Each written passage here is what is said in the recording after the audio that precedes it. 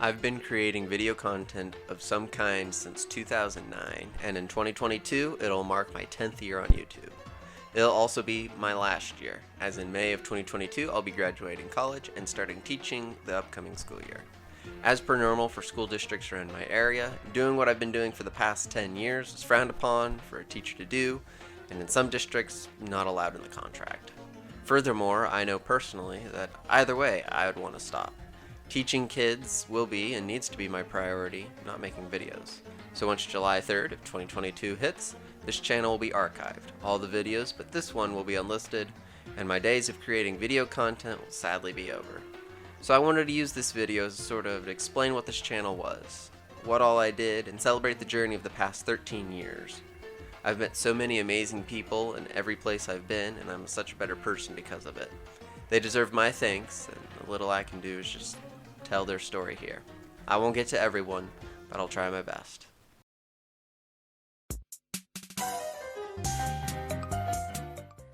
From 2009 to early 2013, I was a part of the DSI community called Flipnote Hatena, most specifically the Spider animation scene.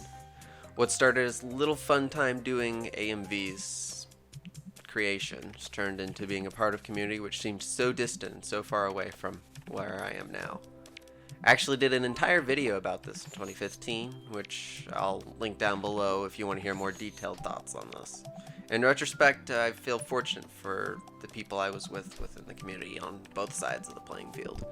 On one side, I was with two particular people by the names of Ouija and Andrew. Ouija and I worked together on different projects, collaborations, and was an up-and-coming sprite artist who did such a good job, especially towards the end of my time at Flipnote Hatena.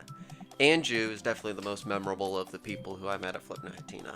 Always gave me a good laugh, and furthermore, I am actually still in contact with. I re-met him in 2020 while on one of my friends' Discord playing Among Us. And I'll get to that friend way later on. Other names that you could find were Pyro, Flare, Explode Monkey, Inigo, and some more well-known faces such as NTF Rebel and King Chomp. The other side of the community I was a part of had a lot of big names in it, and I was fortunate to be on the good side of many of these people. I'm talking Shadow624, the face of the sprite animation scene for the most part. A lot of us gathered on his website, myself included. Somehow the front page exists. That's it though, or at least what I could get to. Other large names on that side of the community was Acidace, Unknown, Mario64, whom I had the awesome privilege of getting to work on lots of large projects with. And while I was actually researching some of this stuff, Mario's still out there doing things. So if you see this, Mario, thank you. Probably one of the most creative spriters in the group. Flipnote Hatena was also something I got to experience and do things with my lifelong best friend, Halo, or as we know him, Jeremiah. Jerry and I go a long ways back, almost 20 years now, and Flipnote Hatena was one of the many things we've done together. Nothing of his survives outside of what I happen to have on my DSI. Just knowing that I still have some of his stuff is heartwarming for me. The thing is, though, as you could probably tell, and is going to be the common theme throughout all this, I was, at best, okay at sprite animation. Like a solid C tier in a bingo book, per se. Not bad, but definitely not as good as many of the people I listed. I think a lot of that has to do with age, as when I re-picked up sprite animation for a brief bit in 2017 to finish one project itching at me for 4 years, I just improved over that time period, which I would say comes to being older and having more experience in knowing and watching different animations and such. But I was friendly, and so around the people who I was, I got to stay. And I was with that group all the way until a few months before the closing of Flipnote Hatena. But by that time, I had started full on YouTube.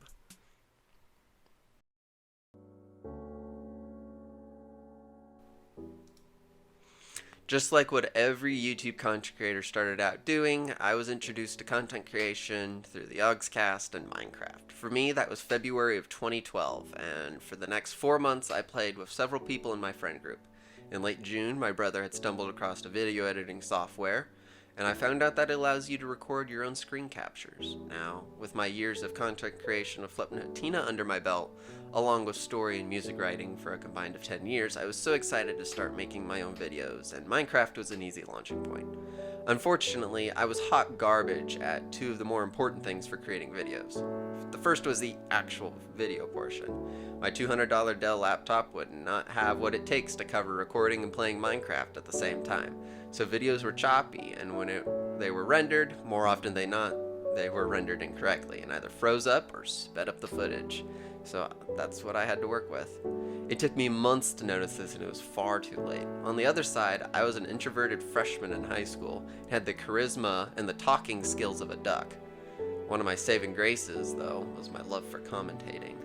Literally anything I wanted. Racing little cars around the pool like it was a NASCAR race, did that hundreds of times as a child. Would I commentate myself running the mile at school? You betcha. This was where I would start to do commentary on everything I did. Granted, my laptop's internal mic was not very good for it. It was quiet, you could hear the poor laptop fan running in the background the entire time, but I continued going because, well, I loved doing it. Creating videos and the process of recording the content, seeing the number of videos I had done was my favorite part of the whole thing. That carried over from Flipnote Hatena. If I could do 6 videos, then rather than one quality video, that's what I did. Until I knew what worked for me, there was no reason in trying to spend my mind doing as much as I could on one single video. This actually is how I do a lot of my creative endeavors, a sort of throw everything at the wall and see what sticks format. So that's my thought process going into kind of this whole YouTube thing, was make as much as I can. And just like any Minecraft content creator, I did survival maps, did survival series, skyblock, playing maps with friends, and slowly dove into mod showcases. Those received traction, but the quality was also really, really bad because my laptop could not handle most of the mods at the time, let alone render the videos of said mods.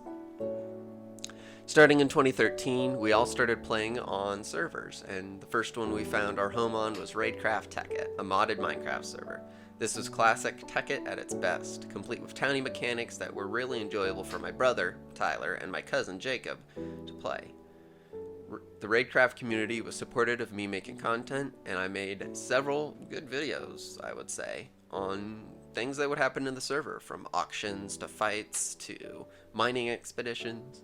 I would expand out to more vanilla Minecraft server and Famcraft, another server where the mods welcomed my content. Other servers that I was a part of was the Sky Network, Neutral City, Celestial Isles, and Neutralcraft.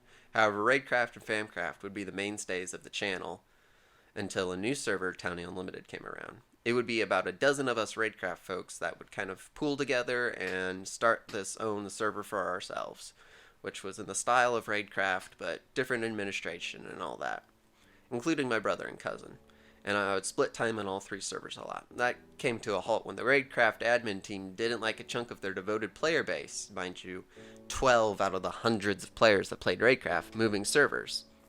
Not really moving either, we still played on Raidcraft, it's just we were on another server as well. So they did what normal people would do. They talked to us, and I'm joking. They banned all of us immediately.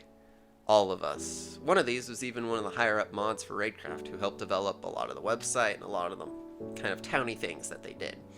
Now, if you're a sane person, this sounds ridiculous. This is Minecraft. People play on several servers all the time. Well, that just kind of shows who they were, and just like that, when Raidcraft was done, I lost interest in Famcraft and new things were on the horizon. In September of 2013, a large group of us at school pulled together a small amount of money and we started our own vanilla Minecraft server, officially called Voxel Network. This was 11 of us at school, and pretty much all of us were in band, besides my cousin Jacob, and we all had our own Minecraft server. 4 of us, myself, Jeremiah, and then 2 others, Wyatt and Caitlin, all recorded videos on this server, and sort of all did content creation at the same time. It was the best case scenario for myself, wanting to make as much content as possible, and it was a blast. Not only could I build my own thing, but I would be a part of cooperative things. Furthermore, when the server relaunched the following year on a new map, there were even more cooperative ideas that got explored. It was a lot of fun and definitely the highlight of my Minecraft experience. Unfortunately, all of us sort of grew up. Most of the group, Wyatt and Caitlin included, were older and graduated 2 years before I did and went off and did their own things. Caitlin is actually the only one who kind of does content creation anymore, and she streams over on Twitch. So I figure I'll put that in the description if I remember. Our desire for Minecraft died down after 2014, and is limited to the bursts whenever my brother is interested in bringing it back up again.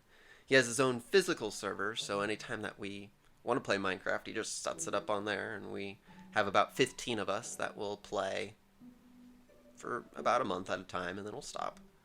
I also, for a brief bit, played Minecraft with a lot of the Wii series speedrunning folks like Gaming Land, Wipeout Jack 7, Sir Tyler, Morphic Yoshi, Ten Dog, and my favorite goldfish, Shedwink Link.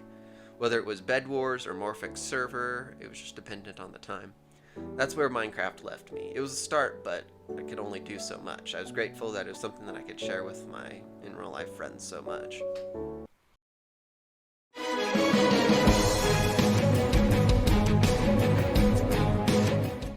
A couple months after starting to record videos, Jeremiah showed me a game called Shell Shock Live. It was a take strategy game that he was really enjoying at the time, and it was all about multiplayer, so I played it with him and got hooked.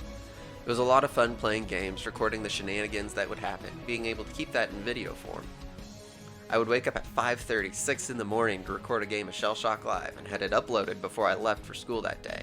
What a crazy person I was. As you can guess, our internet was not very good as we lived in the middle of nowhere, Missouri, and so uploads of 10-minute videos might take the whole school day. There were many nights where I left the laptop on all night just to upload several videos. Either way, I played Shell Shock Live for a month, just in time for the sequel, Shell Shock Live 2, to come out that September, and I was right there recording videos. A lot of videos. When the game came out, I got to meet a handful of other content creators who were also playing the game, including Ultimate Darkstar 247, a YouTuber who was very good at Shell Shock Live 2 and was super fun to play with. We did videos together for a few times before he moved on to other endeavors. October brought the first update to the game since launch, and I seemed to be the only person on YouTube who covered these updates. I didn't do a very good job looking back at it at covering them, but it allowed me to find my nice niche. This chained into meeting Cheese1 and Trazer101, both forum members for the Shell Shock Live forums, and it took me all of about 2 seconds to join when playing with them. I met a few more other people there and was in good standing with the moderator team. Overall, it was a good experience. After the first year, I had a heavy focus on Minecraft, so I stopped playing Shell Shock Live 2. Bounced back to it a couple times, and then again in December of 2014, right before the last update, before the Steam version came out. I was also there when the Steam version launched, though similar to this day, I don't play it that much anymore. Anytime that Jeremiah wants to play it, I'll boot it up and we'll play for like an hour, and then it'll be a few months. Shell Shock Live had a good community for me, and it was sort of the grassroots of my content creation.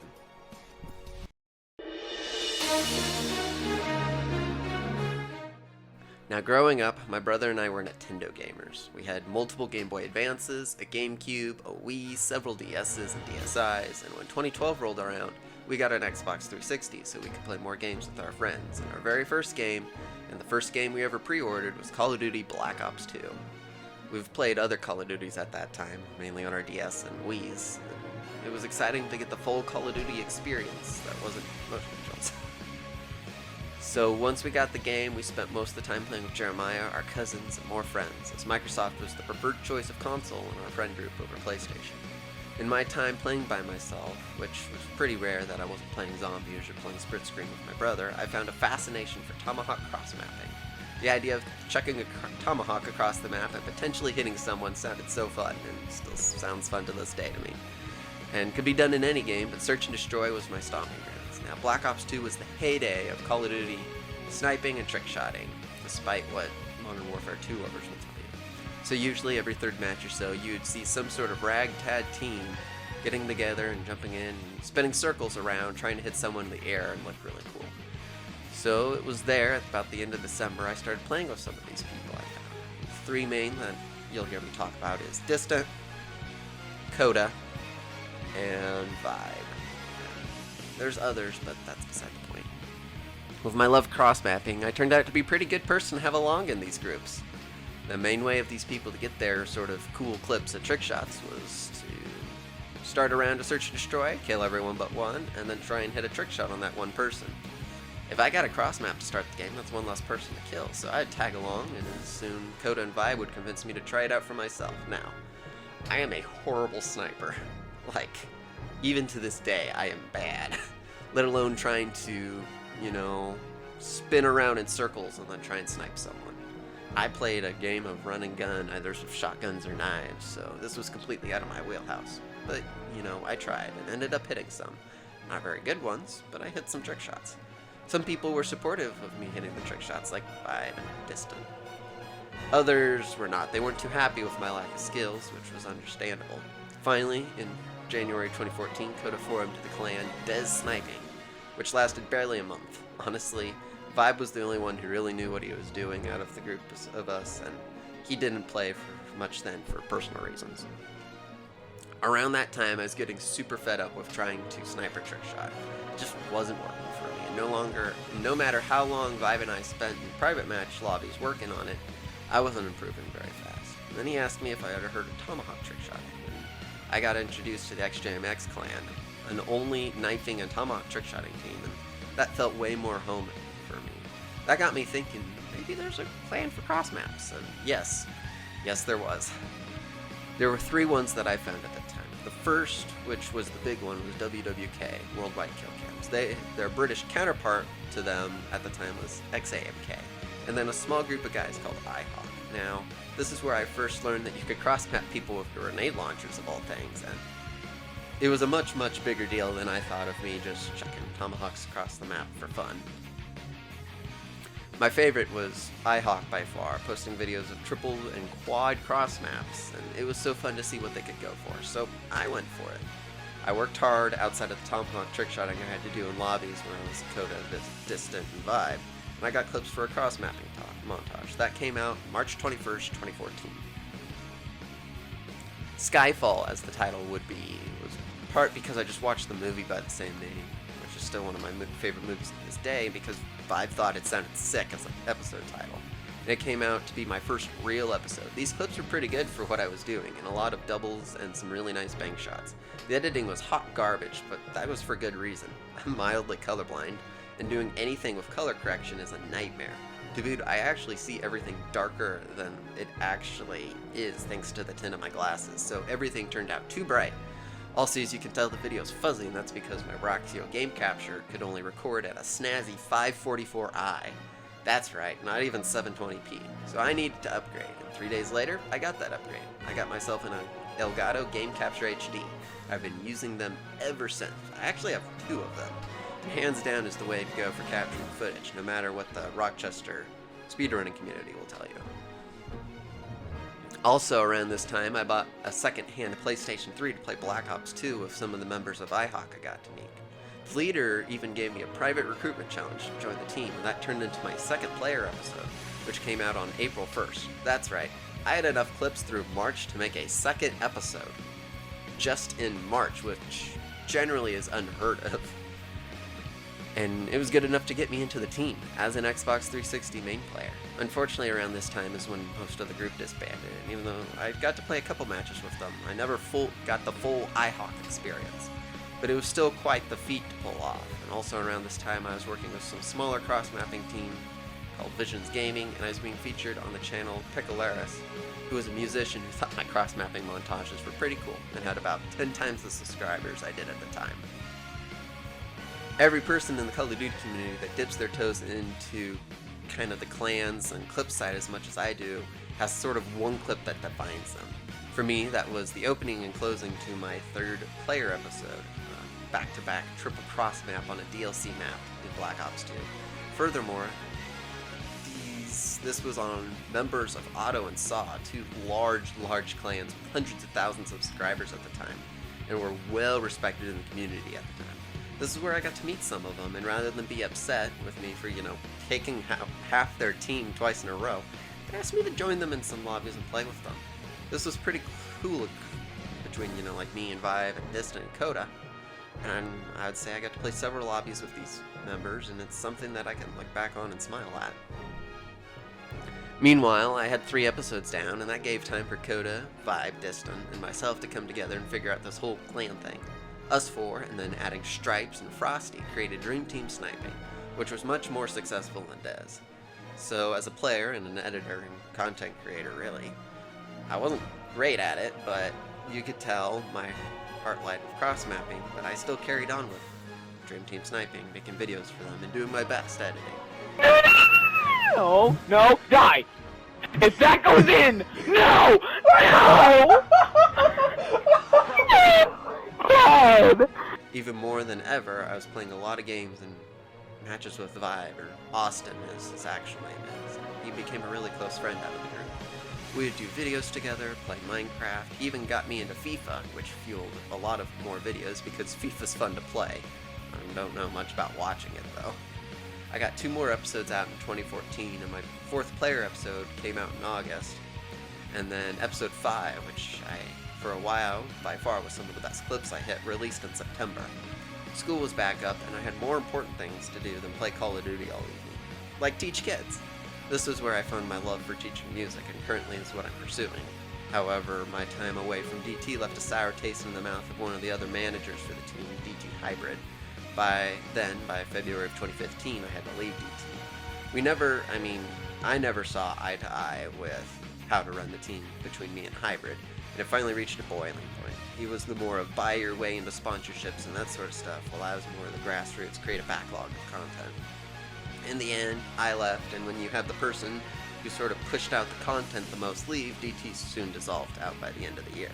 I spent most of my summer submitting clips to top 5s from people like Hytosis and Padawan, and sort of minded my own business. My 6th episode came out on my birthday, July 3rd, 2015. At this point, I had worked my tail off as a Call of Duty content creator, and I improved a lot because of it. I was way better at commentary. That's because I recorded so many videos and had hundreds and hundreds of montages at this point, so my syncing, color correction for what I could do, and editing in general was a lot better. And even though I was super busy after school teaching kids, sometimes until 7:30, 8 o'clock at night, my 7th player episode came out March 25th of 2016. I started college in August of 2016, and even though I could only go home and play on the weekends, I still tried my best to get clips and ended up joining WBS as an editor. WBS was the SAW or auto for cross-mapping team, and I ended up doing an edit for them. I had my 8th player episode come out in November of that year, and then I finally reached the top of the cross-mapping world. I joined XMK clan. Mind you, XMK had been the gold standard for consistency in the cross-mapping and tubing community for almost 4 years at this point. Where WWK would falter, XMK under the leadership of Dan, aka XMK Epic, and Ben, aka XMK Coolski, would stay consistent. The short story of how this worked out was I did my edit for WBS. One of the XMK members, Hurricane, saw this and told Coolski that they should recruit me to do edits, and with Epic on break for university, they kinda needed more editors badly, so Hurricane got a hold of me, Ben gave me some clips for a mini-taj, and they liked it enough to recruit me. Playing with XMK Clan was by far the high point for me as a Call of Duty player. Daily would be getting together, getting cross-max, ricochet tube, bomb defense, tomahawk trip shots. However, by my 9th episode, that would come to a close as I was starting my 2nd year of classes, and I needed a break from not only making videos, but a break so I could write music. At the time, I was studying music composition at the UMKC Conservatory, which was known for the difficulty and excellence of the programs. So I spent my time, instead of playing Call of Duty, writing music, and a lot of music. I averaged 25 to 30 hours a week of writing, and sometimes up to 50 hours. Yeah, that's a lot of writing. I wrote a lot of music, and by December, I needed to recharge my creative juices. Creating videos was just the way to do it. It just so happened that when I needed to get back to making videos, it ducktailed with one of the XMK leaders, XMK Alpha, taking a break. So I jumped in and helped out, and was back with XMK at the end of the year. That Christmas, I got a brand new laptop, the one that I still use as my main laptop today. Unfortunately, it didn't have my old editing software, and at the time, I didn't have the money to go buy it again for the poor customer service I received. So I upgraded to Adobe Premiere Pro and slowly started to learn how to edit there. Thanks to the help of Hurricane, Ben, and the lead editor for XMK, Wolf, I slowly relearned editing. Wolf was super useful in helping me with editing tricks, color correction stuff, effects, and was super good to bounce off ideas of. I learned so much from them in editing, and definitely got to put out some of my best edits I'll ever do with them helping me. The more I learned, the better the edits got, and to this day I'm proud of some of the small ones I got to do, like Mini-Taj Mondays and the 2 player episodes that came from it. With Wolf helping me, my first new big player episode, the 10th episode of Skyfall, came out June 17th of 2018. It was honestly amazing. I still get giddy looking at it, how it looks, and the clips I could hit, and then some. My next player episode was a year later, on my birthday again, July 3rd, 2019. It was a little different in there. Were knifing feeds. I got a PlayStation 4, and Call of Duty World War II came out, and I was actually good at hitting knifing feeds.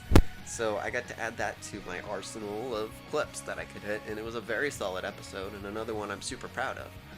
There's going to be a 12th episode coming out that winter, with already enough clips for a 13th episode to come out in July of 2020. However, I had to address the two elephants in the room.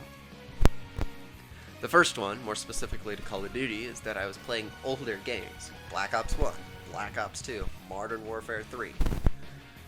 And they were all on PlayStation 3. And everyone else had already moved over to Black Ops 4 and Modern Warfare that launched that year, 2019. PS3 games were filled to the brim with hackers, so actually getting a normal search and destroy lobby was more and more impossible to do. Anytime I tried to convince other members to come over, we would play a game or two, Dan would get tired of the hackers, and they would go back to Black Ops 4. Playing by myself was not fun at all, and I couldn't afford to join them in the newer games. The second elephant in the room was I was getting very tired of living by myself in Kansas City, of all places. More on the repercussions of that later, but I actually left UMKC with only a few classes left and moved up an hour north to Maryville, Missouri, and changed majors, due to the lack of things outside of XMK, like, let me rephrase that. Due to a lot of things outside of XMK, like my band director retiring, my best friend Jeremiah switching majors from music education to ministry, and a whole lot more, I believed it was my calling to get out of Kansas City and be a music educator. That comes with a lot more responsibilities, and now I'm working for different school districts throughout the year, and I didn't really have a whole lot of time to, play Call of Duty. I spent a lot of the time that I did have to do top fives, a lot of top fives for XMK, and was their resident top 5 person, as Ben So said a lot. And I was really good at it. I brought back the cookie system that Dan used so long ago in 2014, and I could churn out an episode of top 5 plays in half an hour. But at some point, playing by myself and not really feeling a part of the team wore on me, and before 2020 happened, I had left the team for good. I still can't thank Dan, Ben, Hurricane, and the XMK Clan team enough. Those were some really good times, and even though it ended on a sour note, I'm always excited to see what they come up with. And even got to do some cool things with Hurricane at the time, like making some music for some of his film projects, which was a big check mark for me when I was at UMKC. Now about the repercussions of living in Kansas City by yourself for 3 years.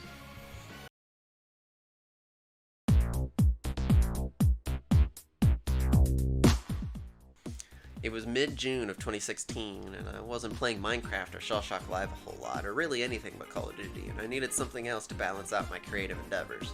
I'd watched a lot of A-Drive, and playing Pokemon Showdown online with Jeremiah, I was in love with the idea of draft league battles A-Drive would post on his channel. So I came up with my own team, Sylveon KC, modeled after my favorite Pokemon Sylveon, and at the time, from playing so much soccer, my favorite team in Sporting KC, and browsed Reddit to find leagues to join. Now, some of you might know what a Pokemon Draft League is, however, most will not, and interesting enough, I have an old script for a video talking about my time in the Pokemon Draft League community, so let's go to that description.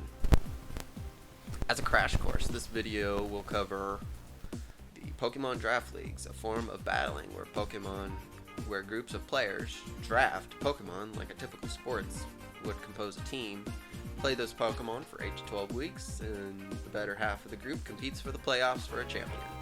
Larger draft leagues have prizes, none of these will. Most of what you're going to see is the lower end of the Pokemon Draft League world. The only real surviving ranking system of the players from my side of the Pokemon Draft League community comes from Dash's Bingo Book, a collection of coaches from several different parts of the community in one place. All these coaches Dash had played himself. It hasn't been updated since March of 2019, but that's where we all need to get started. During the ending peak of my time doing draft leagues, I was in C tier, 140th out of 169th. This sounds pretty bad looking back on it, but you'll soon find out there's a reason for that. I began playing draft leagues in July of 2016, participating in the PDD. Now, for a lot of this, the documented evidence PDD is going to be hard to come by because I kind of deleted it all. It was a league created by Jayhawk, a name you'll hear again, and comprised of 16 coaches. Some notable names in the league were Virgie, the owner of the bingo book himself, Dash, and Big Bad. Other names where you'll see is Cheat, Thunderbug, Bunny, Sokka, and RC.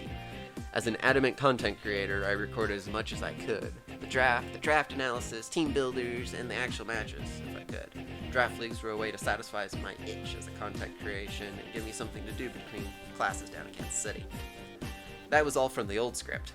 In September, during the PDD season, I joined the PFL to do analyst work and sub for matches when people couldn't make them.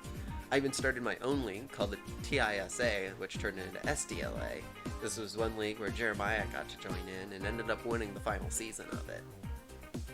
In November, thanks to my time in the PFL, I was asked to join the IDL, or Infinity Draft League. This was ran by several members of the group called House Infinity, a group of Pokemon content creators by the names of Lebanon, Vampire, Scotty Dr. Pepper, Banded Caterpie, Katie Bell, Breezy Bree, and more. Similar to working on the clan channel, I ended up joining House Infinity team and would be making videos and taking part of collaborative endeavors for whatever the crazy minds of Lebanon and Scotty would come up with. This endeavor would be amplified by the launch of the 7th generation of Pokemon, and boy did we work hard on making videos for that. I still have a video on my channel climbing the OU ladder in Pokemon Showdown to top 50, which for someone like me who used Sylveon for it, was pretty cool. That sort of was my main thing for several months before it all dissolved by the next year. My time in House Infinity wasn't anything crazy. I was clearly the odd man out of the group and only worked with Breezy Bree, who I chat moderated for a very long time even after House Infinity dissolved. My main side of the Pokemon community was my time with the PDD folks. I joined a lot of different leagues, and when I mean a lot of different leagues, I mean way more than I could handle. For sort of overworking myself, I saw mild success. I ended up with roughly every 1 in 3 leagues I was in making it to the playoffs. Looking back, it was an amazing number. I mean, at the point, it was about flip a coin, oh, I made the playoffs. And at the time, I just wasn't happy with it. I never actually won a league. I got close. I made it to the finals of the Grand Showdown Association. Now with one of the higher up leagues in the circle of friends I was in, ran by Perfect Blue with a 12-3 record, and the reigning champion Money was who I lost to. Even in the next GSA season, I made it back to the playoffs with a team completely comprised of only Evolutions and Mew, which was kind of my specialty, was the Evolution side.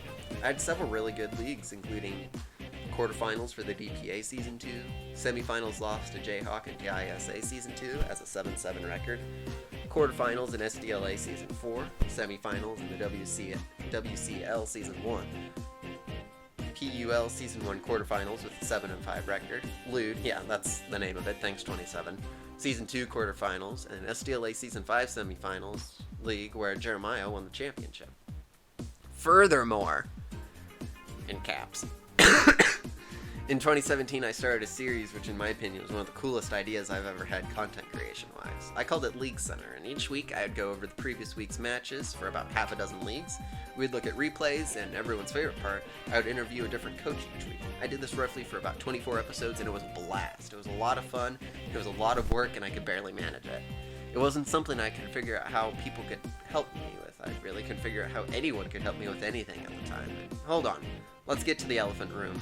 And hold on, let's get the elephant in the room out of the way.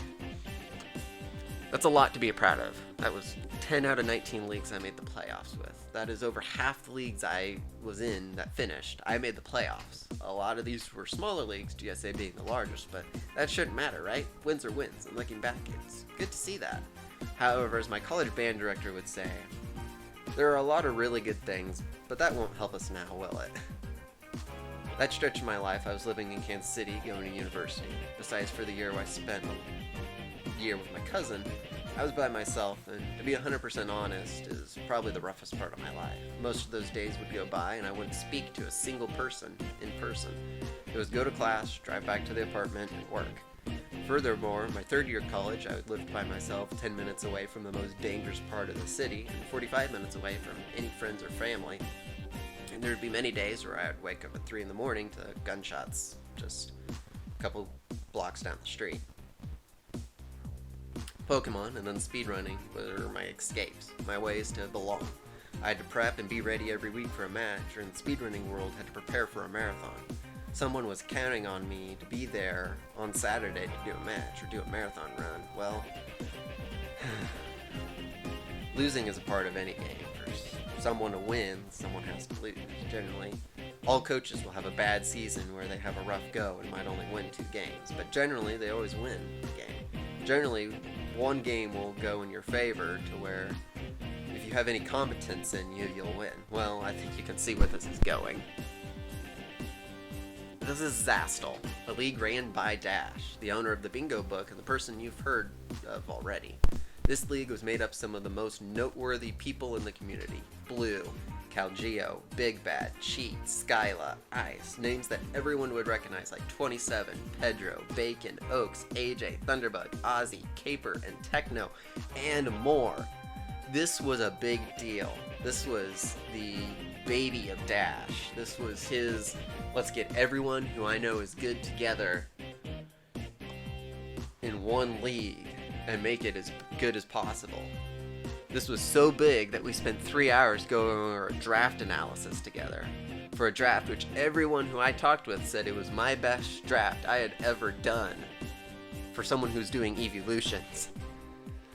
Going into my first match against Calgeo, a favorite to make a deep playoff run and win his first big championship with a busted Sand team, I lost to him 2-0, very respectfully. I lost 4-0 to Ice the next week. I lost 3-0 to Pedro on some jank that could have won me the game. I lost 3-0 to Twong in a game that could have went either way. I lost 1-0 to Dash in a game that had the greatest prediction of my life. I lost 5-0 to Zach. I lost 5-0 to Techno. I lost 2-0 to Blue, which almost could have been a win. I lost 5-0 to Big Bad. I think that was my first loss to him. I lost 1-0 to Skyla in the craziest match of the season, where I lost the game on 3 separate occasions, but ended up clawing my way back. I lost 4-0 to Dash, who was playing Cheat's team at the time, as Cheat had to stop, but after I prepped for Cheat's team with Dash, so he knew the exact team I was bringing with. I lost 2-0 to Pedro to end the season, 0-12. Failure, a lack of success. And we're not done yet. As per normal with larger leagues, there was a designated person to do the power rankings analysis every week.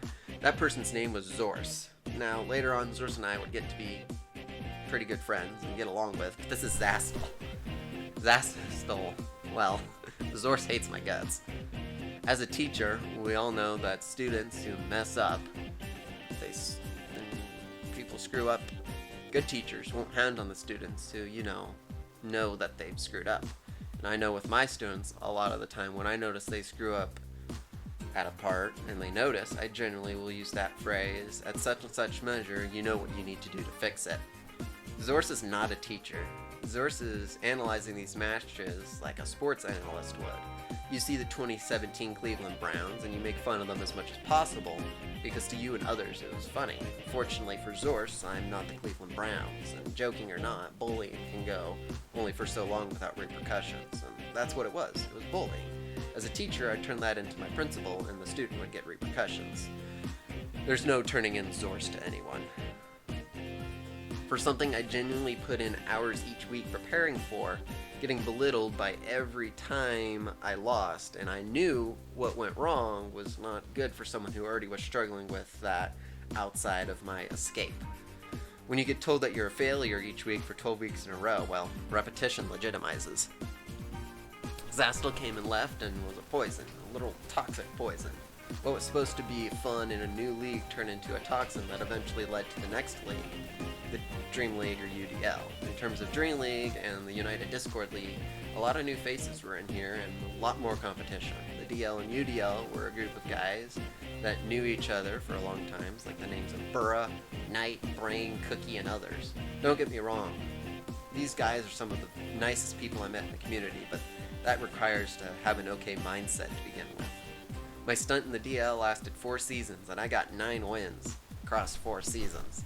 It was almost always the worst in the league. 3 seasons of double-digit losses, a legacy of failure. And it was miserable, similar to the UDL. 3 seasons, 6 wins, including season 9 where I didn't even win. and had to back out because it was that bad. Everything felt like everyone was after me, and it was the exact opposite. DL had some of the nicest folks in the community. Brain was like my little cheerleader the whole time, and he was always there for me, but I just couldn't see it. 2019 was a massively painful year for me. My last semester at Kansas City before I transferred schools north, where I am now, moving in with roommates and having a very, very bad housing situation. On top of working 2 jobs, a new school, a new house, head deep in speedrunning stuff for sometimes 6 events in a weekend, was me still trying to do draft leagues. And every week, I'd get reminded of how worthless I was by getting destroyed by the opponent each week. And it was frustrating. It was toxifying. And more I was getting frustrated and angrier,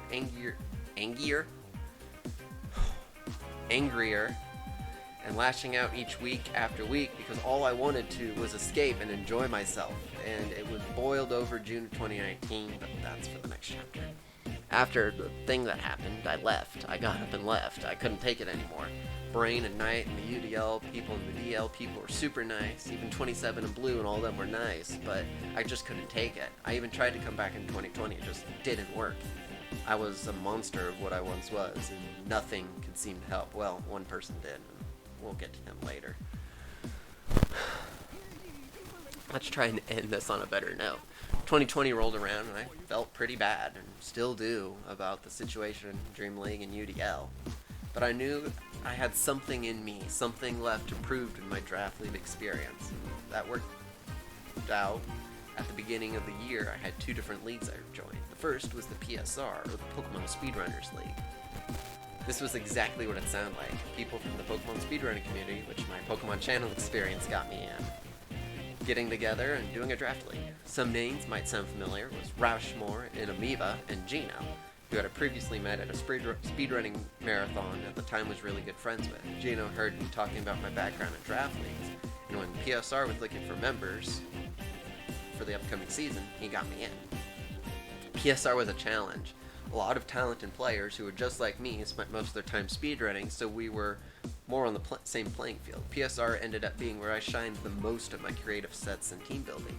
Coming from a different draft league community where, 27 to dash, I was used to that.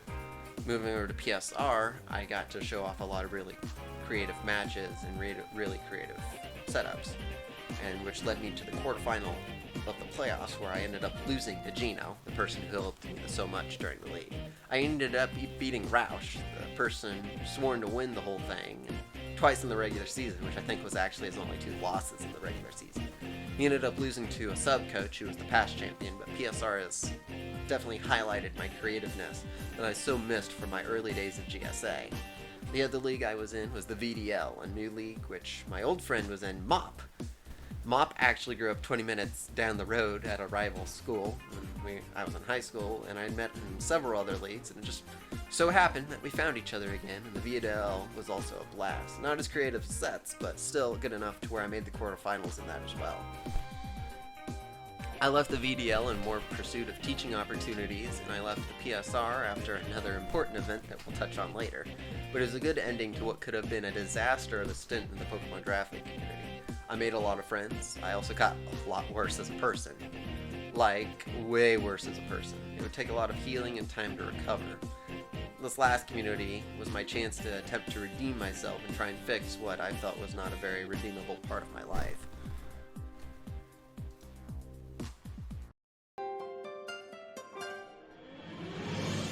So something I haven't gotten to mention yet is I'm a huge racing fan. My dad was a racer locally in North Missouri, and we would go out to races at Knoxville and Kansas generally once a year. I probably would have raced if I could, but I have very bad motion sickness, so not even go-karts are an option. However, going fast in a video game, that sounds fun. I was a huge fan of Mario Kart Wii time trials as a kid, so it makes sense that I like speedrunning. I just had to get introduced to it first. My first actual real speedrun wasn't supposed to be a speedrun at all. It was November 5th, 2016, and I was home for the weekend from UMKC. And Jeremiah and I decided that we should just beat Super Smash Bros. Brawl Subspace Events Fairy for good old time's sake. We put the difficulty on hard because it couldn't be that hard, right? We beat Subspace dozens of times before by ourselves. We started at 9 p.m. that night thinking we would get done at like midnight or so. 3 a.m. hit and we finally finished with a run just under 6 hours. That was not planned.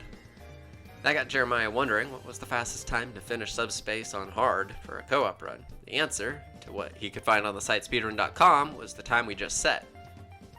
So my first run was technically a world record, and there started my speedrunning career. We would do a lot more Subspace runs, and I'd go and do some other runs, but the one that always stood out was Wii Sports Resort. A game I loved dearly, and I saw the cycling record, knew I just had to beat it, and I did that first try as well. Though speedrunning was not my focus at the time, I did some more speedruns, and then in December of 2017, I found out that Wii Sports Resort had a Discord server for speedrunners of the game to join up, and just like the ambitious person I was, I joined. It turned out to be the perfect place for me. I got to meet people like Plaid, Love Baseball, Alaska, Bandow, Wipeout, Marrow, and a lot more. The Wii series was super friendly to me, and that exploded in February with more people joining the server. I was at the forefront of a lot of new strats for different categories in the community, trying out new things, optimizing different parts of the run, and soon I was a part of the Wii Sports Resort moderator team, and later in the summer an admin for the Wii Series Speedrunning Discord.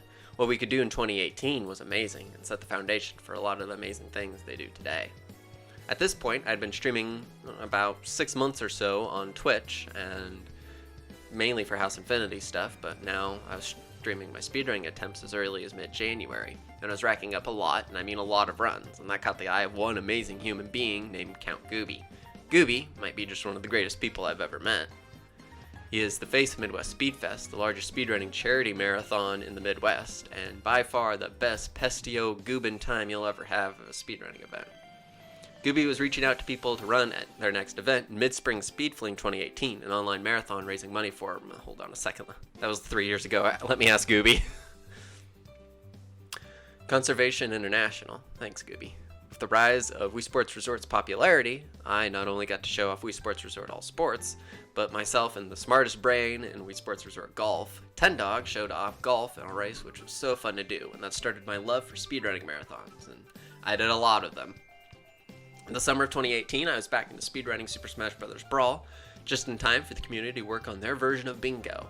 I got to work and play with the best in the community, Rubber Ducky Assassin, aka RDA, Tech, or as I know him formally by, XJMX Tech, and Dragolina, one of the many friends I made across the ocean. I spent the summer doing races of different categories, doing marathons, and Bingo. A lot of Bingo. Also that summer I picked up the game Darkest Dungeon and found myself loving speedrunning that. I joined the community as well and got to meet great people like Tricrow, Skip McLazy, and Cry4 as we watched Tricrow sell his soul to several devils and break the game so much that the game developers had to update the game. A lot. This is probably why we don't have Darkest Dungeon 2 yet. I worked up with the three and was also game moderator and community mod as we took the game to new heights, to the point where it broke the game, and anyone's wallets attempting to break the record. See, Darkest Dungeon can be ran without a frame rate cap, and speeds up the game a lot, and so as the only console player, it was no match for contending with world records.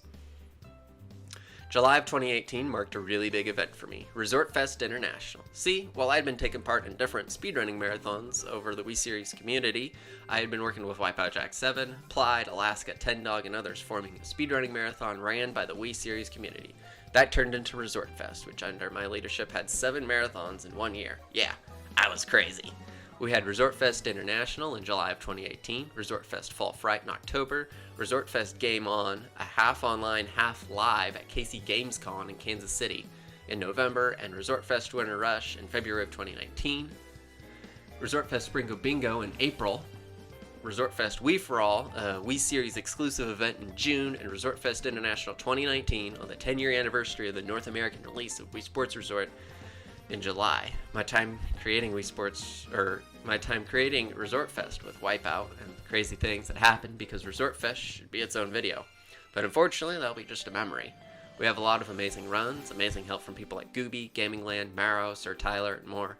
I learned a lot about streaming, restreaming, running marathons, hosting, dealing with charitable donations, and I think I can comfortably say I have a degree in restreaming at this point from Georgia University, for those that get the reference to one of the greatest marathon restreamers in the community. Between all my marathons runs, I did a lot of speedrunning of a lot of games. So much that according to this, don't know why they did this, but they calculated they're the most runs on the site. This was all the way back in December in 2018. That was months before I truly was going for the most runs on the site, which was my sort of deal. I didn't have any big world records, but dang did I do a lot of speedruns. To this day, I have over 3,900 runs, and who knows, I might hit 4,000 before this video actually comes out, which is a lot more than anyone else on the site. Excuse me. It's been a long day. One of these runs that I worked hard for was a Super Monkey Ball run. Super Monkey Ball was a game my brother and I played a lot as kids, and a couple days before Christmas, I got the world record in the No Skips Grand Prix category, beating the legendary Adam Ferrari. I was super proud of it, and that must not have made someone in the Super Monkey Ball community happy, because they waited for Adam to beat my time before verifying my run. But I get the memory of having the world record, in a category no one really played, but I loved running. I even got interviewed for some of my Wii Series runs in March of 2019 by Christian Sears, which was a cool thing for us as a community. The second weekend in April of 2019 turned out to be the craziest weekend in my marathon career. I took part in 6 different marathons, running 13 games with 18 different runs and 3 hosting shifts. Yeah. In 3 days. These 6 marathons were Pixels for Peace, Fromathon, which was a French marathon, Rogorama, which I was part of the admin team for, Getting Dat Boy Dare, Speedy Fists, and Sonic Speed. This is where the funniest interaction I ever had in the speedrun community was with the person hosting Getting Dat Boy Dare, Midwest Speedfest owned Zoljes, where I sent him my availability and a Hararo schedule and told him just fill me in wherever it's empty, as I already had so much going on already. After that mess, back over at the Wii Series community, it was just in time for me to settle into my new house in Maryville, and we finished up Wii Sports Resort's all-sports community tournament, where I ended up being the champion after getting shot to loser's side early on thanks to Love beating me by 0.6 of a second. June was a pretty hard month for me already. Moving from Kansas City to Maryville, starting a new college, a new degree, getting 2 new jobs, and living conditions were less than desirable. The thing that I alluded to earlier happened. My friend, one of the Resort Fest admins, one of the main staples of the Wii Series community, Maro, passed away in middle of June. It shook the entire community. We flipped our plans from raising money for the American Foundation for Suicide Prevention at the next 2 Resort Fest to raising money to help Maro's family's expenses. A lot of people came out, including Shift, someone who Maro knew from Maro's time in the Battle for Bikini Bottom community, and Maro's death still kind of has a toll on me. On the other side of the June month, June saw probably my most memorable world record. Just on a whim after Resort Fest Wii For All, I did a cycling 6-stage run and, well, ended up getting the world record, period, at the time. It was a big deal for me and is definitely my most prized category. After Resort Fest International in July, I was burnt out, and with a new college, new town, and everything, I needed a break. So I took a break from late August to December, outside of the stunt I did adminning Mid-Fall Speedball 2019, as Gooby and Rocket were taking a break, and Helix was preparing for AGDQ coming up.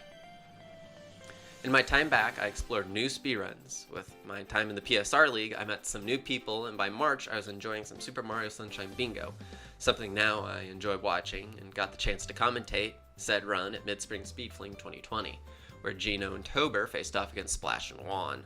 It was such a fun run to commentate, and that led in May learning Pokemon Emerald Catch 'em All Randomizer. This is a 4-person co-op run where 4 people would split off and catch all the Pokemon in the first 3 generations of the games as fast as possible in a randomizer form. It was a long run, and it was a blast. I did that with Gino, Splash, and Rykar, another Pokemon speedrunner.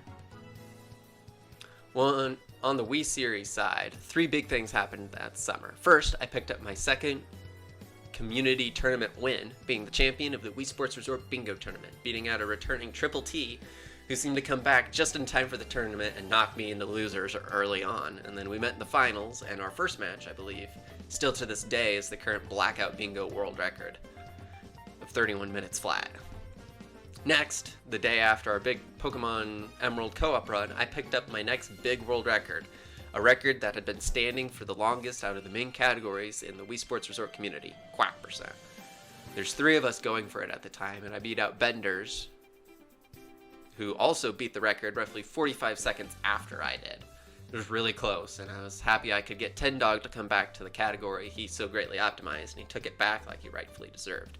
Lastly, Wipeout 10 Dog Morphic Gaming Land were very excited for the release of Clubhouse Games 51 Worldwide Classics, and when I saw 10 Dog playing it when it came out, I immediately bought it and joined in. I had a lot of cool records, including the Golf 9-hole world record and the first person to get a sub 130 slot car 3-track.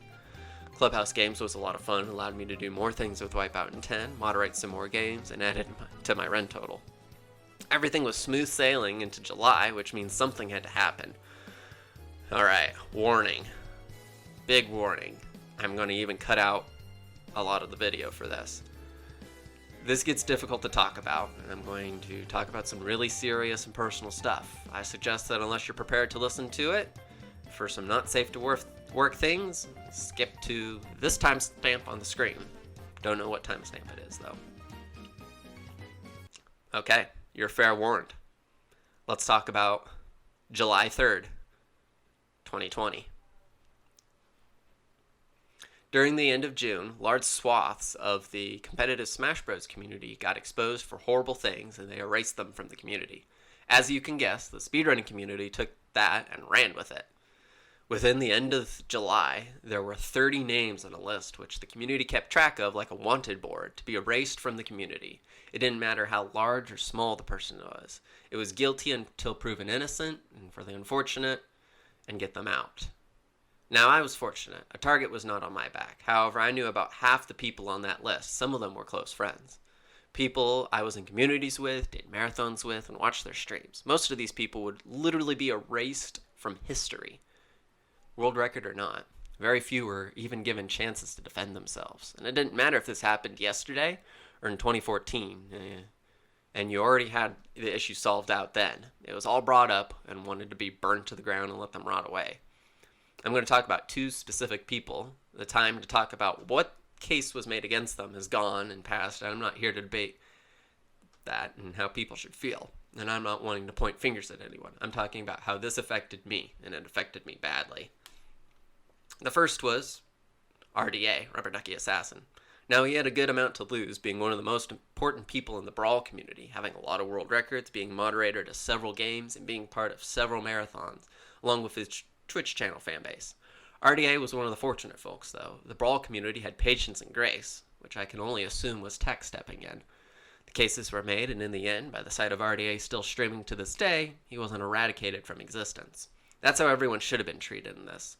Gino was not that fortunate.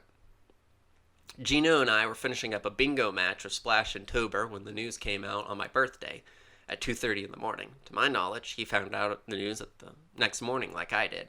The PSR community banned him before I could even wake up the next morning. By the end of the week, all of his runs in the Pokemon community, including world records, were deleted, and he was banned indefinitely from speedrun.com. Now, a common procedure in the speedrun community for this is when something like this comes out, is to completely cut everyone off from said person and stay away as far as possible. That didn't settle well with me, and for good reason.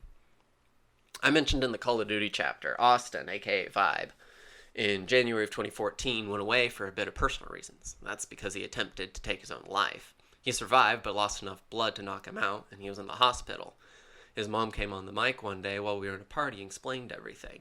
At the beginning of 2019, one of my former students I taught when I was in high school took his own life. He was only 16. Then in the middle of June, just a couple of weeks before we were raising money for the American Foundation for Suicide Prevention at Resort Fest We For All, we lost Marrow. Personally, throughout high school and college, I've dealt with suicidal thoughts, a lot of them. Bad enough to where I would be a primary resource for one of my students' essays on suicide. That bad. It wasn't like a once-a-month deal. When I lived in Kansas City, it was a multiple times a day deal, and I was driving a lot. How hard would it be to take a right turn down the hill instead of a left? I worked at a gun shop. Think about it. I had a massive problem with self-worth, and that can be seen in my speedruns. Just check the description of my cycling PB currently. My worth falsely came from what I did for fun, draft leagues and marathons. Someone was counting on me to be there Saturday night to do my league match. A marathon was counting on me to be there Sunday to do my run. When I wasn't doing well in draft leagues, it made that time that people were counting on me to put on a show and do well seem worthless. When I didn't make it into a marathon, it wasn't worth of me for me to be there. It was no different than my issue of source. Outside factors saying that you're worthless and repetition legitimizing. After Vibe, Marrow, my student, and myself, I can sense the tendencies for suicide, and I wasn't just going to abandon Gino and watch him take his own life. No one deserves that, and if I'm worth living, so is he. So I stayed up with him for several nights, accompanied by Rykar. We were the last two who actually wanted to talk with him, just to calm him down, keep him from taking his own life, walk through things, and discuss courses of action. Things got better over days, and by the time I was preparing for band camps in the summer, it was a past deal. Gino ended up okay. I'm still afraid to this day what would happen if Rykar and I didn't stay to make sure he was. I was fortunate that I had close friends around me to talk during that time. Gooby reached out almost immediately and helped me come up with some emerging plans if things got dicey.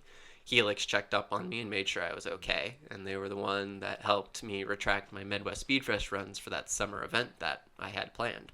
Ness reached out and was another person to talk with, and I was in constant contact with Wipeout just as a neutral voice to talk with. 4 of the closest people I had, and I was blessed to have them when I needed them. If you care, Gino's doing well. It's past him and he's happy doing his own thing. If I go down burning, at least I can say I made sure one person didn't die. And if anyone's wondering, I'm doing so much better now than even just a year ago. My time getting to teach kids makes my week so much, and I have a close group of friends that I talk with. I get to play games with my brother and Jeremiah a lot. I'm doing better than I ever have, even since before high school. I'm not totally fine, but I'm getting better. I thank God for keeping me here to continue working. I'm not completely happy yet, but I'm proud for how far I've came, especially after this whole deal. It's a big thanks to Wipeout, Gooby, Helix, Ness, and others like Joey, who you'll hear more on later, and my IRL friends, that I'm in good spirits as I am. It's also a big thanks to my students, who are my absolute joys to teach, and I couldn't do it without any of them. Alright. Excuse me, I need to cry for a second. Alright. After that personal deal, I absolutely had to take a break from speedrunning. Like, had to. I took time off, and by November I was back at it, but this time with a new perspective. I was nearing the end of my time at college, and soon I would have to close up shop for all of my speedrunning and content creation endeavors, so I was going off and marking some things off my bucket list. The first was getting a bunch of good high scores on Cyberscore, the premier high score site for people like me. So I focused on Wii Sports Resort, Wii Fit Plus, Wii Music, and more. I got several really good world records. Christmas rolled around, and I got an upgrade I've been wishing for so long, a gaming PC, which is what I'm using now, can restream like a champion, can stream amazingly, and was the perfect thing I needed, 2 years ago. I'll be having this PC for a long time and made a lot of better streams with it. At the beginning of the year, along with the help of Wii Series legend Cedric, we launched Wii Series League, a competitive league for the Wii Series community with cash prizes that runs all the way through June, or all the way through 2021. You should take part. However, all things must come to an end, and there were 2 last straws in the speedrunning community that sort of made me be okay with leaving. The first was the marathon scene, and that came with my run at Cozython in March. For starters, the previous mid-fall Speedball 2020, I had a Wii Fit yoga training run where myself, Gooby, and resident Florida man Dragons, who I miss actually a lot, raced yoga for charity with the amazing voice of Sporadic Erratic cheering us on and being our certified yoga instructor. It was the funnest time I ever had doing a speedrunning marathon. We backed that up at Cozython, a marathon done by Helix and Ness, and I don't know. Things happened in the run, and things didn't feel right. It wasn't the same magic we were getting at mid-fall, and at the end, it left me with a sour taste in my mouth. I just couldn't do it anymore. What we were doing felt alienating. It didn't feel right. It didn't feel like I belonged there anymore. It was nothing on Helix or Ness. It was nothing with Gooby, Dragons, or Sporadic, but it just felt like, yep, I don't belong here anymore. And before the end of the month, I was out of every marathon, including Mid-Spring Speed Fling coming up the next month. It was a surreal feeling of just kind of getting thrown into a void of worthlessness that I had been accustomed to in the Pokemon community. Doing yoga with friends, laughing, and a call together should never make you feel worthless. However, it did. I was fortunate that I was doing a lot better outside of my content creation side than inside, which was something I hadn't seen since I was in high school. I was getting to talk with people, even in the pandemic, daily. I'd always have something every week, whether it was taking my friend Kiera out to Sonic, or playing D&D with friends, or going to Jeremiah's and playing games.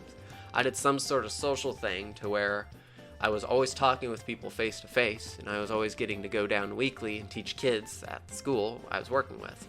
And I was loving all of it, and I learned that if you do something that doesn't feel right, sometimes it's best just to leave it. And so I left. That came to the last straw. Since May of 2020, I had been working on a world record progression video for Wii Sports Resort Cycling. It was a brilliant plan. I had so much planned out, and it was going to be so freaking long, and I was hyping everything up and getting people excited and interviewing Jordan and Merasaki and testing everything and getting people excited about cycling and doing runs, and it was awesome. But by about March, I was getting burnt out, and despite Wipeout's best intentions to tell me to slow down and relax, I just wanted it done. The problem was, I wanted it to be final, and so every new record I wanted to add. Every time I finished rewriting the script and editing and recording voiceovers, a new record would be broken. This went on from January and still to this day, where records are almost being beat every day. And I got burnt out on it.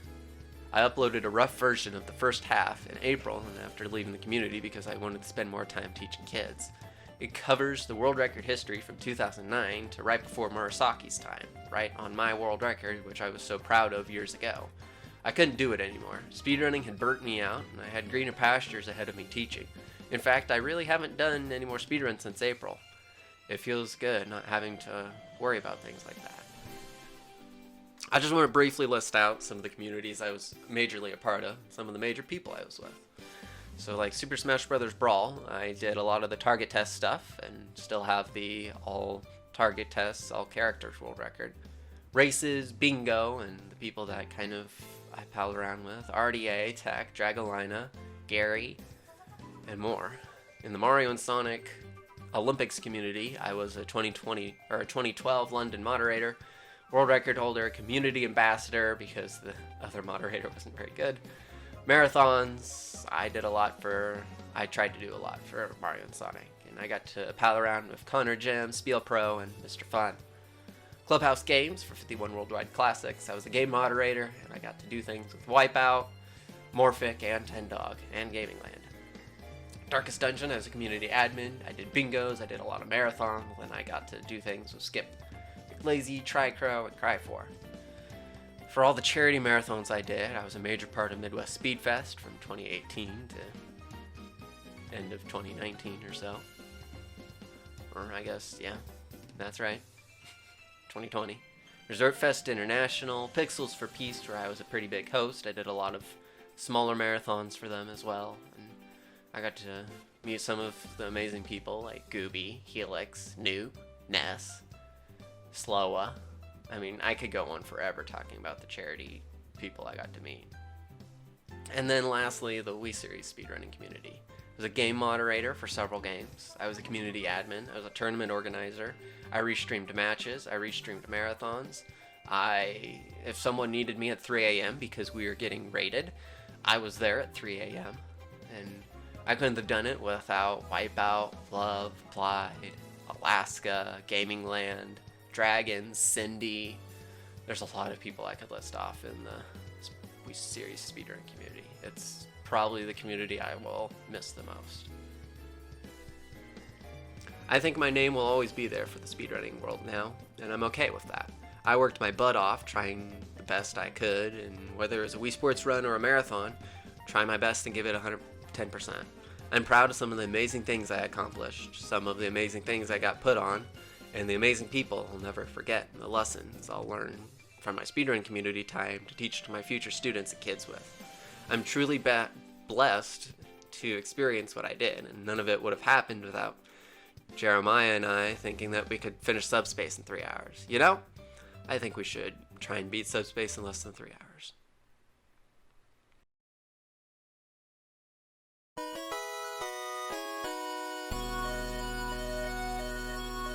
There were some things I couldn't fit in a 5-chapter system that I just had to mention.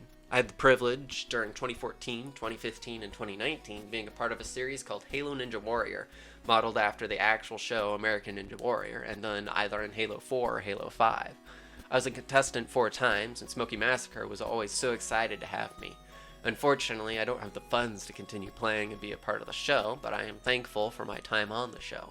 It was a lot of fun and another weird thing I can check off my list of cool things I've done. Also, in July of 2016, this small game called Pokemon Go came out. You heard of it? Anyway, when it came out, I loved the game. I played it at home. I went to Kansas City for UMKC, and it was so big there and played it all the time there. I recorded a lot of videos on it, with the sort of specialty being the person who reported nests for Silphco website in the area. That carried over to when I moved to Maryville until the pandemic started. In 2018, I started playing a game called Town of Salem, an Among Us style game where you got to vote out the Mafia and use clues to figure them out. I played Town of Salem a lot and got over 800 hours, not 1800 hours. Oh, that would be a long time if it was 1800 hours. 800 hours clocked into, made over 270 videos on it, and helped me pick up a ton of people's word choice, which is useful in teaching. Alright, I've alluded to this man twice now, all the way back in the beginning and towards the end, and now it's time to talk about the last person in the content creation world I've palled around with, Joey Pals. Get it? Palled around with, Joey Pals. I needed some sort of humor in this. Joey and I go way back, and when I mean way back, I mean November of 2012. I spent a few weeks playing on Pokemon Online, a sort of first taste into the Pokemon battle simulators. And I met up with Joey Pals, a very fun and cheerful player, and we had a lot of fun battles together. I remembered that name all the way till November of 2020, when after a stream, someone in my chat asked me if we could raid Joey Pals, as he was streaming. Now, it had been a full 8 years since I've heard that name, and I was like, I remember a Joey Pals a long time ago.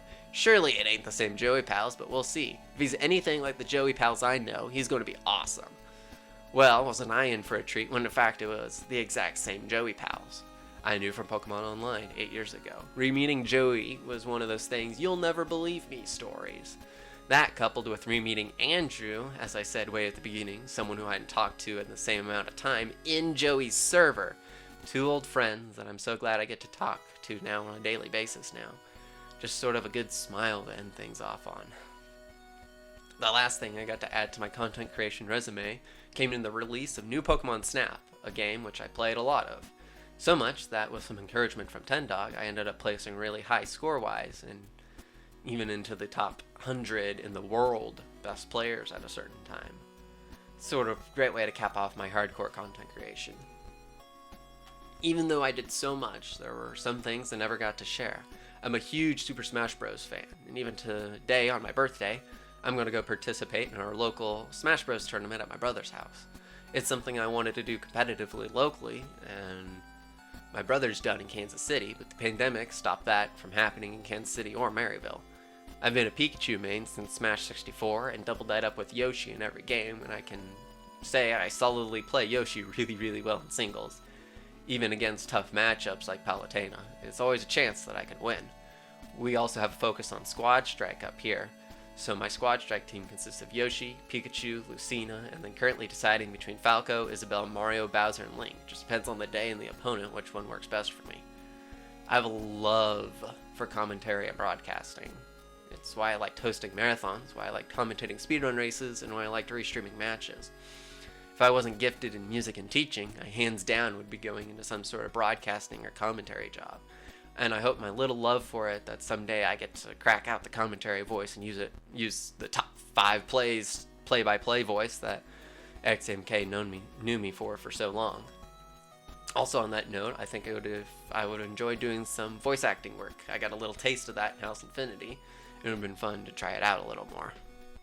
Lastly, I love doing Dungeons & Dragons. I picked it up back in college and have done several one-shots and a full campaign in my own world. I got to do a one-shot for Rogue HQ, the roguelike games community that Skip McLazy ran when I was deep into the darkest dungeon scene. So I got to prepare and run a one-shot for Skip, Trico, Cryforward, Time McMuffin, Xenix, and even Skip's own daughter, Ender. Don't get me started on how awesome of a dad Skip is. I hope I'm just half as cool as he is. Anyway, stop. I'm not going to fangirl about Skip right now.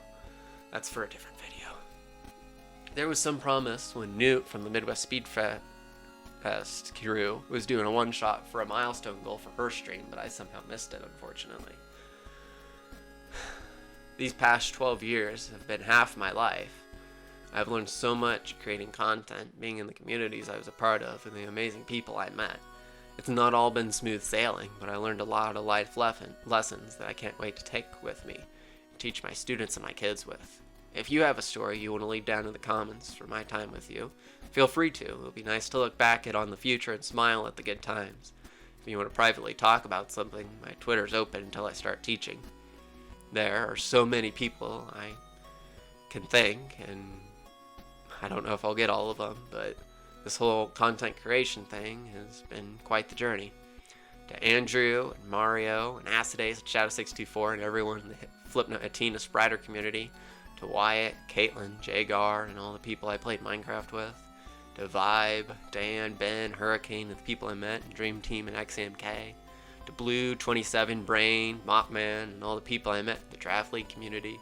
To Wipeout Jack, probably my closest friend out of all of this. Ten Dog, Love, Gaming Land, and everyone I met in the Wii Series community. To the entirety of Midwest Speedfest, Gooby, Helix, Nat, Newt, and the others. To Gino, RDA, Tech, Drago, Skip, and everyone else I met speedrunning. To Joey for keeping me up until 5 o'clock in the morning at night watching him stream. To Josh, the person behind all the graphics I've used for this channel for the whole time here, and he also did Resort Fest graphics for free just because he wanted to help. To my cousins and my in real life friends who joined me. To my kiddos and my students, old and new. To my brother Tyler and his fiancée, soon-to-be wife Jerica. To Jeremiah's wife Kaylee. And most importantly, to Jeremiah. Thank you from the bottom of my heart. Thank you for making me a better person and joining me on this ride of content creation. I'll never get to do something like this again, and I can't wait for the amazing things that God will lead me to. Signed, Commander, aka